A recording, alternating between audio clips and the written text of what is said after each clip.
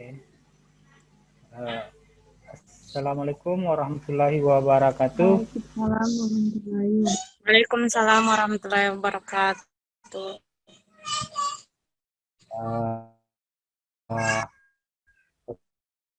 Oke, untuk saya Mukramin kontrak kuliah, terus pembahasan tentang materi mata kuliah. Dan mata kuliah yang akan kita bawakan, yang saya bawakan untuk proses perkuliahannya ini, adapun yang terdapat 3 SKS, satu SKS itu untuk tatap muka atau materi, 2 SKS-nya itu untuk praktikumnya nanti. Jadi ada 2 metode yang akan kita pakai. Pertama itu pembahasan tentang materi, yang kedua tentang praktik. Jadi kita akan membuat sebuah aplikasi uh, database. Lanjut ke materi, kita bahas dulu kontrak kuliah ya. Untuk kontrak kuliahnya. Ada 4 kriteria saya.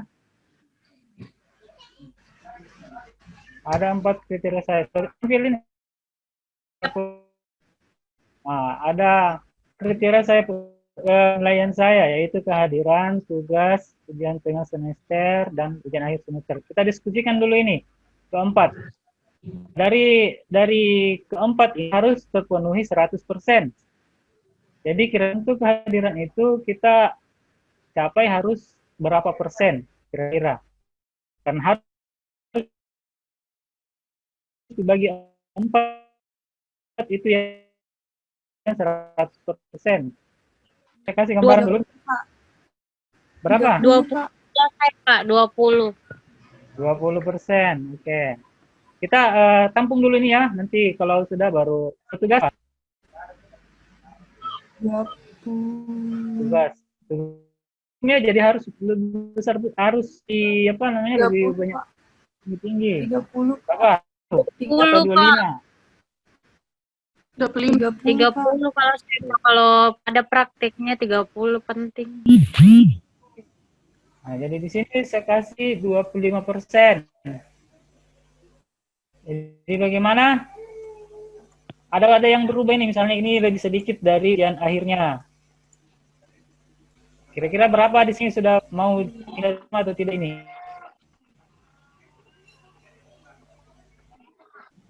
Gimana? Kalau saya begitu, Mi, Pak. Jadi adil tuh. Lain bagaimana? Begini, Pak. Nih.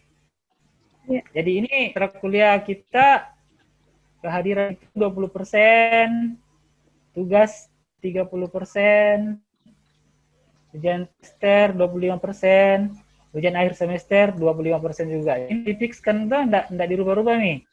Ya. Nanti ada yang komplain misalnya itu persen kehadiranku.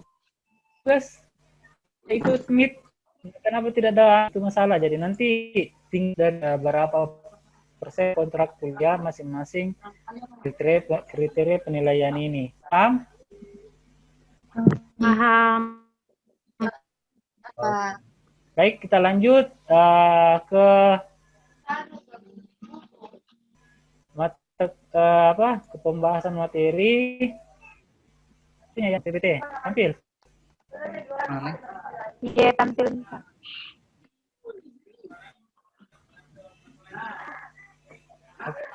Kita lanjut. Nah, untuk materi hari ini kita akan membahas tentang apa itu sistem basis data, mana itu sistem basis data. Oke, selanjut. Nah, adapun sebelum kita masuk materi, adapun capaian pembelajaran mata kuliah yaitu setelah mengikuti perkuliahan ini diharapkan mahasiswa mampu menguraikan konsep dasar sistem basis data dan model, mampu mengetikkan perintah query SQL, mampu merancang dan membangun aplikasi database sesuai dengan kasus dari kelompok masing-masing. Nah, nanti ini di sesi berikutnya ada kayak pembagian kelompok. Nanti saya kirim ke grup WA pembagian kelompoknya, dan Nanti saya tampilkan studi kasus dari tiap-tiap kelompok itu nanti yang dikerjakan. Nah, itu yang nanti dipresentasikan. Ya, Pak. Oke, saya lanjut. Nah, ini materi yang kita bahas hari ini mengenai mata kuliah sistem. Yang pertama itu sistem basis data, yang kedua konsep sistem basis data, yang ketiga kelebihan sistem basis data, yang keempat kelemahan sistem basis data, dan yang kelima karakteristik basis data. Jadi ini ada 5 materi yang akan kita bahas hari ini. Oke, ini langsung saya kasih gambaran supaya kalian paham. Kira-kira ada yang bisa menjelaskan gambar ini? Gambar-gambar ini, 2. Ini kan ada orang mencatat, terus ini ada orang stres. Ada yang bisa jelaskan ini gambar?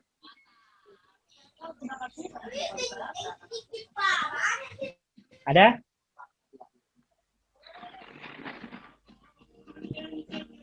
Oke, saya kasih gambaran. Nah, ini anggaplah di sebuah perusahaan. Di sebuah perusahaan itu perusahaan besar. Tapi mereka tidak menggunakan sebuah aplikasi. Jadi semua pekerjaan mereka catat di sebuah buku. Nah, apa jadinya kalau setiap hari mencatat atau setiap hari ada laporan yang dibuat menggunakan kertas? Kira-kira tidak stres tidak orangnya seperti ini yang dibawa, perempuan yang dibawa. Menumpuk kertas depannya. Pasti stres toh? Iya, Pak. Nah, pasti stres karena pasti bingung mana nih kertas ini yang mau dilaporkan ini hari, mana untuk besok.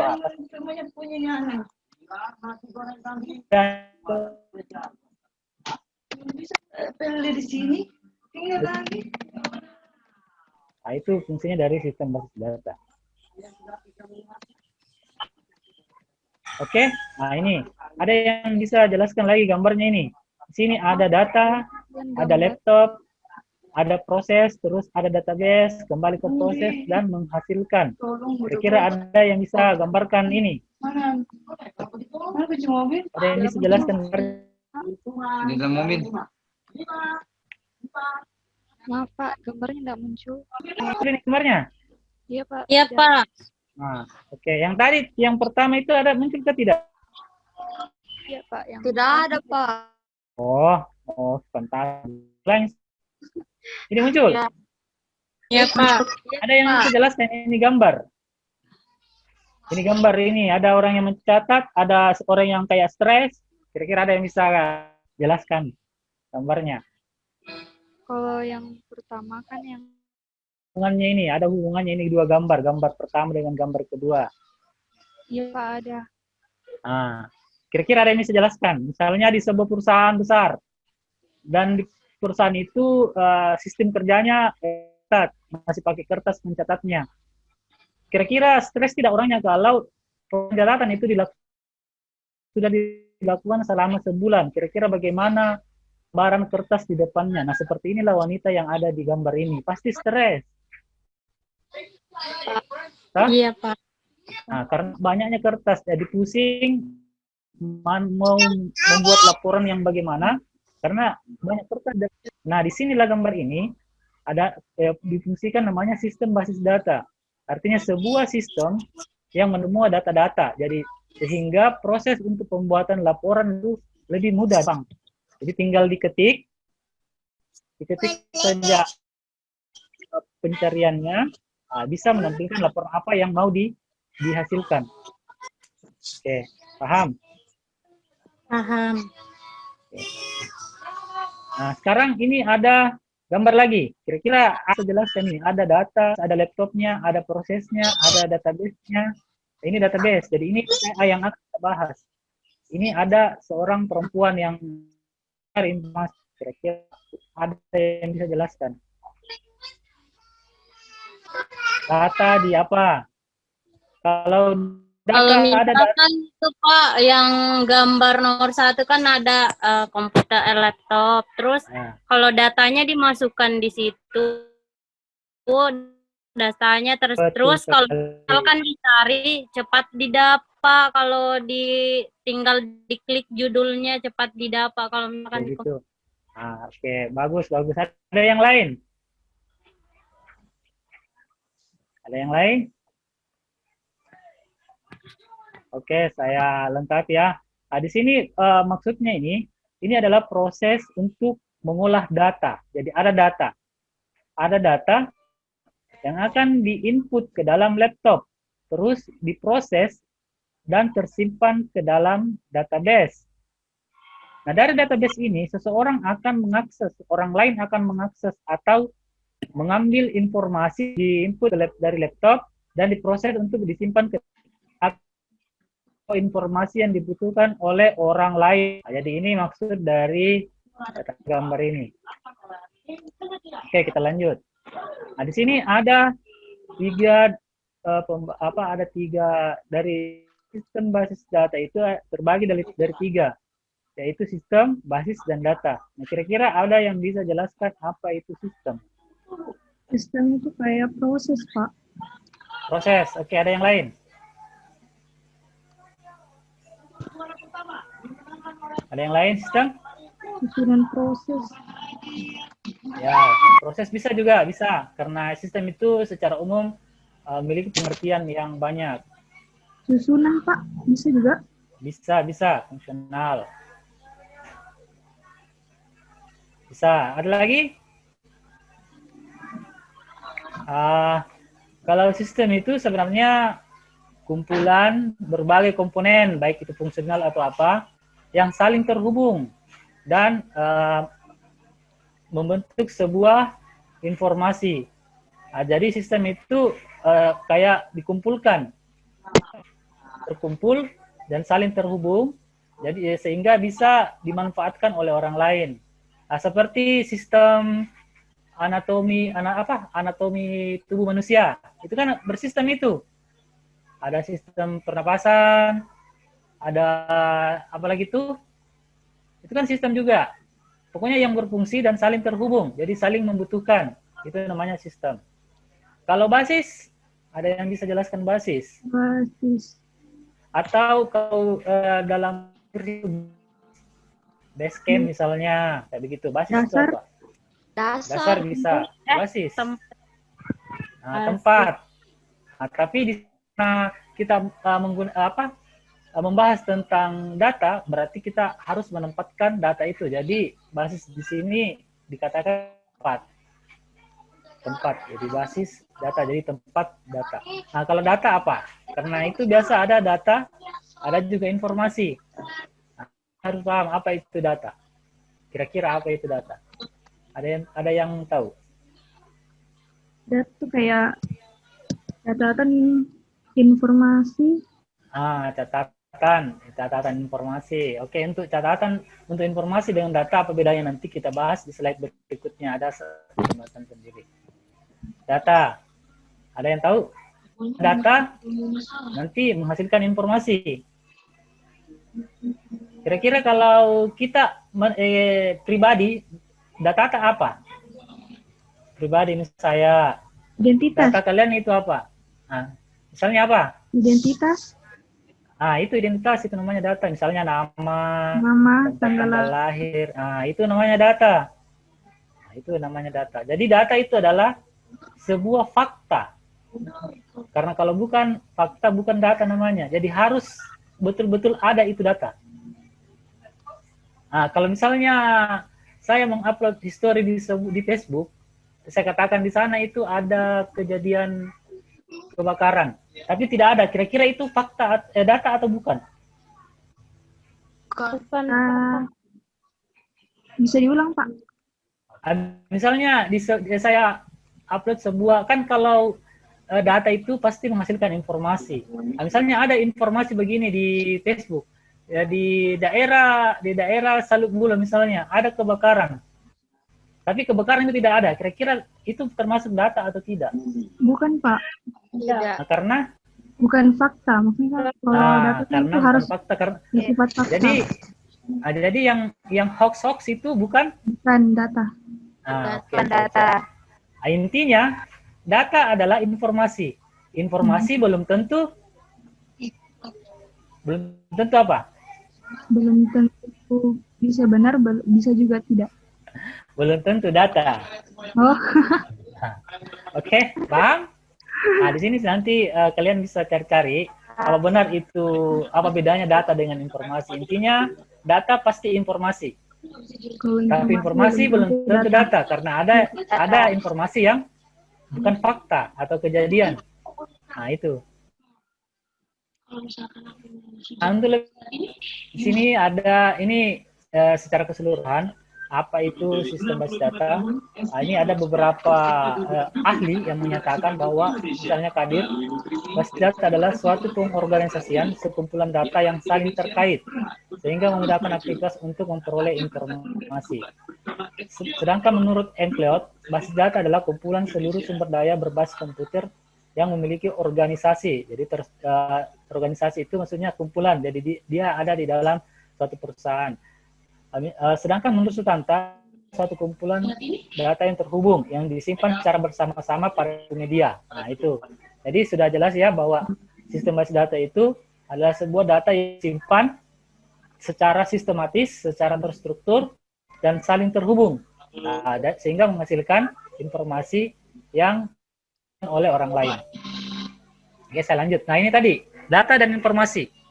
Data merupakan sesuatu yang menyangkut barang, kejadian, aktivitas, dan transaksi yang telah tercatat, diklasifikasikan, dan disimpan namun belum memiliki arti karena belum diolah. Jadi meskipun saya punya data, tapi kalau saya tidak beritahukan kepada orang lain, nah itu bukan informasi namanya itu, karena masih tersimpan dalam informasi saya, bukan. Sedangkan informasi adalah data yang dikelola, yang artinya data itu sudah diolah. Yang seperti saya katakan tadi, kalau sudah diolah akan menghasilkan sebuah informasi dalam bentuk tertentu untuk memberikan makna atau arti bagi penerimanya. Nah, ini adalah operasi-operasi dalam sistem basis data. Jadi ini adalah coding kita nanti. Jadi setiap coding itu akan menghasilkan apa. Nah, misalnya create database artinya membuat database, drop database artinya menghapus database, create table artinya membuat tabelnya, drop table artinya menghapus tabelnya, insert menginput data, retrieve atau research mencari data, update adalah mengubah, delete adalah menghapus data yang telah diinputkan. Jadi ini nanti operasi ini akan kalian gunakan di saat membuat praktikum aplikasi. Jadi ini nanti yang akan kalian gunakan. Jadi bisa dilihat-lihat memang. Ada beberapa perintah yang bisa kita pakai. Oke, ini struktur basis data. Strukturnya itu mulai dari yang terkecil, bit. Bit itu adalah sebuah bilangan 0101. Jadi di dalam sistem komputer itu yang dibaca sebenarnya yang dibaca oleh mesin komputer itu bukan huruf, misalnya huruf B, bukan huruf. Tapi yang dibaca oleh sistem komputer itu yang komputer B itu misalnya dia punya binary 0101. Dan dari 0101 itu akan membentuk sebuah huruf. Jadi yang ditampilkan di sebuah layar monitor huruf atau audio seperti itu. Tapi kalau mesin 0101 saja. Jadi yang dikenali oleh komputer adalah bilangan 01. Nanti dia diproses oleh prosesor namanya. Nah, mungkin sudah dipelajari itu proses apa itu prosesor, apa itu hard disk. Sudah dapat itu? Sudah? Sudah, Pak. Oh iya. Terus sudah dari bit ada karakter. Nah, karakter itu ya berupa huruf. Jadi kumpulan dari bit akan membentuk karakter. Baik itu huruf, angka, simbol, dan gabungan dari beberapa bit. Nah, dari gabungan beberapa bit. Fill itu adalah gabungan dari beberapa karakter tadi. Nah, fill itu merupakan unit data yang berisi satu atau lebih karakter. Merupakan unit terkecil dari informasi karena membentuk sebuah kata berharga di dalam database. Nah, terus record itu adalah kumpulan fill-fill yang terhubung. Nah, misalnya identitas mahasiswa. Identitas mahasiswa itu apa semua? NIM, terus apa? Nama, terus nilai. Nah, itu kan semua adalah identitas dari sebuah mahasiswa. Ya. Dari identitas itu mereka akan saling terhubung dan membentuk suatu informasi yang namanya sistem informasi mahasiswa. Nah, seperti itu. Nah, tabel merupakan kumpulan rekor yang saling berhubungan. Nah, misalnya ada dua tabel, satu tabel misalnya tabel mahasiswa, satu tabel nilai. Nanti itu akan dihubungkan antara dua tabel itu. Nanti ada perintahnya sendiri, kan terpisahnya. Nah, database yang merupakan bentuk file nantinya. Jadi misalnya database kampus terdiri dari tabel-tabel yang banyak, misalnya tabel mahasiswa, tabel nilai, tabel mata kuliah, tabel KHS, ada semua nanti di sini namanya di dalam database. Jadi itulah struktur dari database. Nah, ini perhatikan ini. Ini namanya apa ini? Gambar ini. Ini adalah yang di lingkaran itu adalah apa? Data. Nah, data. Terus ini yang foto-foto ini? Mahasiswa. Jadi ini adalah data dari satu mahasiswa ini. Contoh dari data seorang mahasiswa. Jadi masing-masing mahasiswa ini akan memiliki data. Nah, ini data belum tentu apa namanya bisa dikatakan informasi beritahukan ke orang lain. Jadi data ini tidak dalam bentuk informasi. Jadi intinya data tidak akan jadi informasi kalau tidak diberitahukan kepada orang lain, karena adalah suatu informasi untuk orang lain yang membutuhkan. Oke, paham? Anggaplah ini nanti identitas. Jadi ini name adalah sebuah file ini nanti isinya data. File name, file nama isinya nama mahasiswa, file alamat isinya alamat mahasiswa, file fakultas isinya fakultas mahasiswa, terus file kuliah misalnya mata kuliah yang akan diambil oleh mahasiswa. Oke, lanjut. Adapun kriteria dari basis data. Kriterianya itu dapat digunakan oleh beberapa program aplikasi tanpa mengubah basis datanya. Oke, saya tanya dulu. Sudah punya Facebook semua atau? Punya. Terus kalian kan misalnya menginput history, mengupload foto, kira-kira Facebook itu menggunakan basis data atau tidak? Menggunakan. Menggunakan. Nah, itulah makanya basis data itu atau database itu sangat penting untuk aplikasi. Jadi kalau kalian menginput menginput sebuah foto, mengupload sebuah foto di Facebook, nanti foto kalian akan tersimpan di database Facebook tersebut. Nah, nanti tersimpan. Jadi semua data-data kalian ada database-nya yang ada jadi hati-hati mengupload Facebook meskipun sudah dihapus. Kalau orang yang punya server punya server ada niat-niat jahatnya, bisa jadi nanti itu masih ada itu foto tak. Jadi hati-hati kalau mengupload foto-foto yang agak lain-lain. Nah, kriteria yang kedua, dapat berkembang dengan mudah, baik isi maupun strukturnya. Dapat digunakan dengan cara yang berbeda-beda. Maksudnya satu database bisa diaplikasikan oleh bisa dihubungkan oleh beberapa aplikasi. Terus kerangkapan data minimal, artinya data yang double itu bisa dikurangi, bisa dicegah. Jadi misalnya nama siapa tadi, adanya Vera di sini, ada. Ini adalah kelebihan dari sistem basis data. Pertama, kecepatan dan kemudahan. Nah, artinya cepat. Kebersamaan pemakai. Misalnya database Facebook tadi itu kan bisa kita pakai. Saya juga pakai di sini, kalian pakai di situ, itu kan bisa kita pakai bersama-sama. Tapi dihubungkan menggunakan websitenya Facebook. Jadi website Facebook itu yang ditepati ada database-nya tersendiri. Nah, begitu.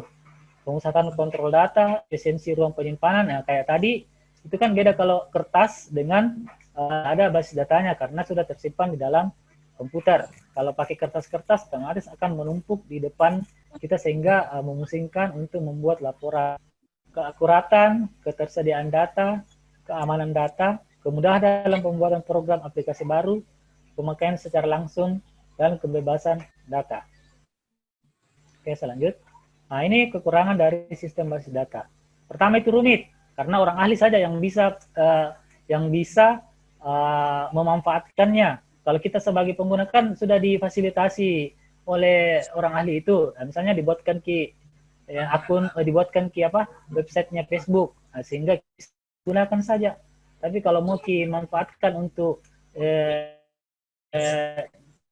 sebagai untuk orang lain itu tidak otomatis bukan kalian dan kita dari situ. Jadi harus rumit karena kita tidak tahu. Kalau sudah tahu mungkin gampang nih. Biaya basis data, biayanya juga mungkin lumayan. Karena ada basis data yang berbayar, ada juga yang free.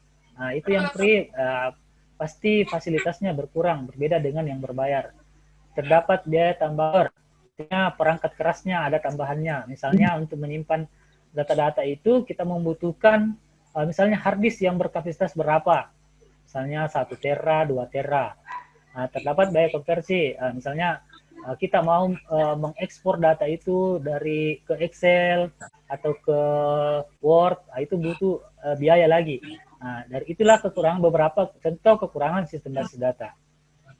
Oke, nah ini tugas. Tugas ini dikumpul dan dikirim lewat grup WA ya. Jadi silakan dicatat. Iya, Pak. Oke. Sudah? Sudah dicatat? Iya, Pak. Ya, Belum? Oke.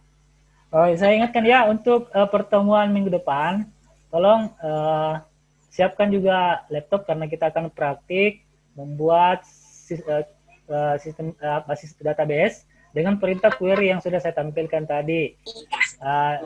Terus nanti untuk pembagian kelompok, saya akan kirim lewat grup WA nanti pembagian kelompoknya. Dan untuk